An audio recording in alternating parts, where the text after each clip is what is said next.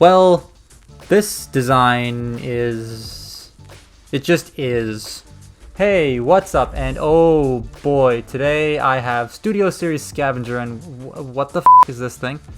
What is happening? What is this? Who said this was okay to make in the film? Like, what the f? I unplugged my headphones. Okay. So this is a real Transformers design that got put into the film. And it's a design, definitely not my favorite, but it's not the worst thing to come out of the movies. Scavenger was actually seen in the film Scavenger wasn't actually seen in the film in robot mode, but Demolisher was, and they're the same base protoform design. So this bot mode makes sense.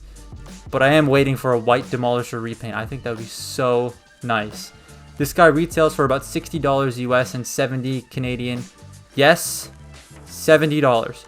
To the people who didn't believe me when I said that a while back that leader class figures in this country are $70, they are $70. So also Google exists, so you could have just Googled it before commenting anyways. I don't understand how people's brains work sometimes, but 70 freaking bucks for this guy. That is a lot. The detail looks very good for how weird this thing is, but you do never get bored looking at it. You also never get bored asking how many questions as to how much cocaine they took before they decided to make this thing. It's so weird.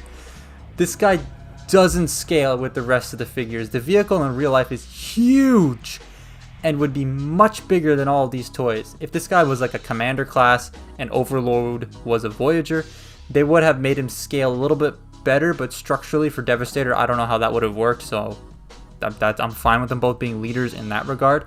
Speaking of structure, he doesn't stand.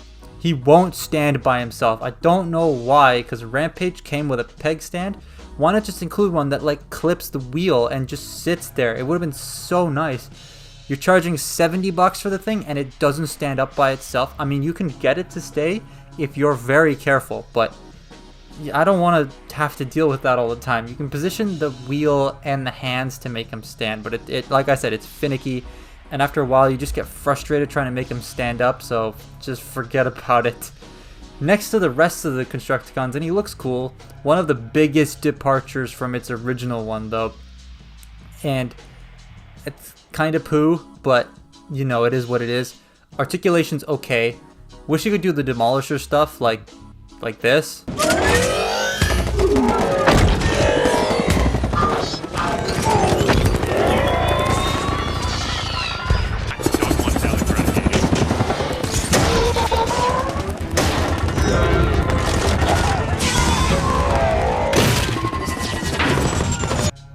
But again, it would probably mess up the structure of Devastator, so that's why it doesn't do that.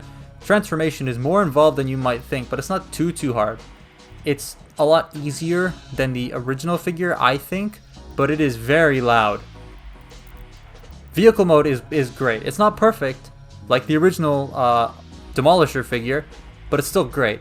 It's a big, chunky, and weighty tractor thing. I always forget what this thing's called, but to be honest, I don't care. But it's just overall nice. The arm can move at 4 joints, but it doesn't rotate, but who really needs that?